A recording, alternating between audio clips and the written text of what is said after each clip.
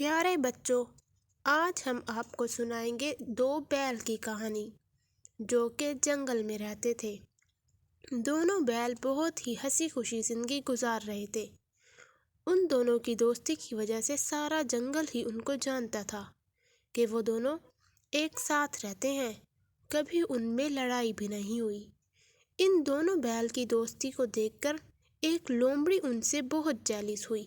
اس کی خواہش تھی کہ وہ کسی طرح ان دو بیل میں لڑائی کروا دے، اور اپنے اسی مقصد کو پورا کرنے کے لیے لومڑی نے ایک دن دیکھا کہ ایک بیل اکیلا ہے۔ وہ بیل کے پاس گئی اور اس سے کہنے لگی کہ میں ابھی ابھی سن کے آئی ہوں تمہارا دوست تمہاری بہت برائی کر رہا تھا۔ وہ کہہ رہا تھا کہ میرا دوست زیادہ کھانا کھا جاتا ہے۔ یہ ساری باتیں سن کر بیل کے دل میں اپنے دوست کے لیے ایک نفرت پیدا ہوئی۔ اس نے کہا کہ شاید سچ میں ہی میرا دوست مجھے پسند نہیں کرتا اور وہ مجھ سے لڑائی کرنا چاہتا ہے۔ لومڑی نے دوسرے بیل کو دیکھا کہ وہ بھی اکیلا ہے۔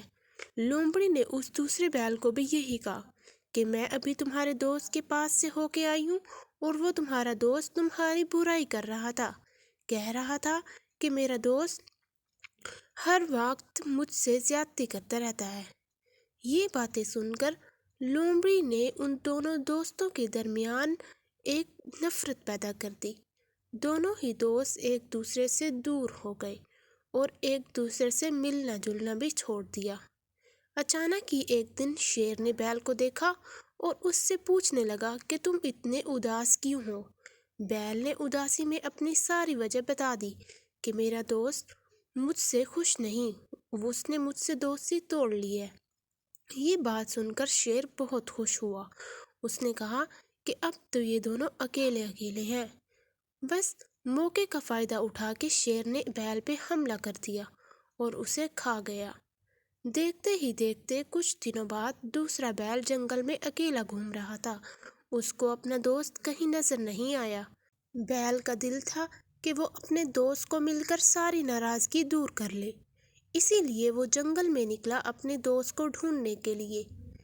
وہ کافی دیر تک ڈھونڈتا رہا، لیکن اچانک کہیں سے شیر نے اس بیل کے اوپر حملہ کر دیا، کیونکہ وہ جانتا تھا کہ یہ بیل اکیلا ہے۔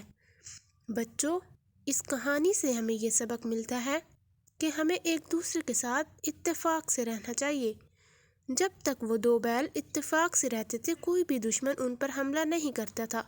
جیسے ہی وہ الگ ہوئے تو دونوں ہی اپنی موت مارے گئے۔